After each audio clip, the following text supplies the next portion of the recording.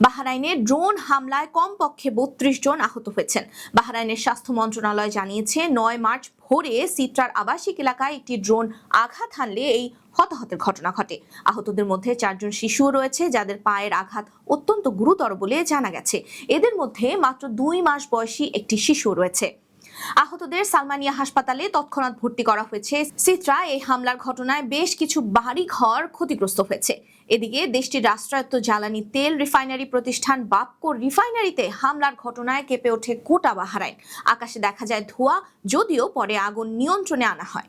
বাপকো জানিয়েছে কমপ্লেক্স ক্ষতিগ্রস্ত হলেও তেল সরবরাহ স্বাভাবিক রয়েছে। তবে বাপকোকে ফোর্স মেজর ঘোষণা করে বলা হয়েছে বাপকো থেকে জ্বালানি তেল সরবরাহে সাময়িক বিঘ্ন ঘটতে পারে।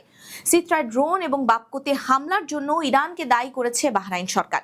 এছাড়া ইরানের হামলার পক্ষ নিয়ে সামাজিক মাধ্যমে ভিডিও ছড়িয়ে দেবার অভিযোগে ৬ জন এশিয়ান নাগরিককে গ্রেফতার এবং তাদের ছবি প্রকাশ করেছে পুলিশ। দেশটিতে থাকা প্রবাসীদের এই নিয়ে সতর্ক থাকা উচিত।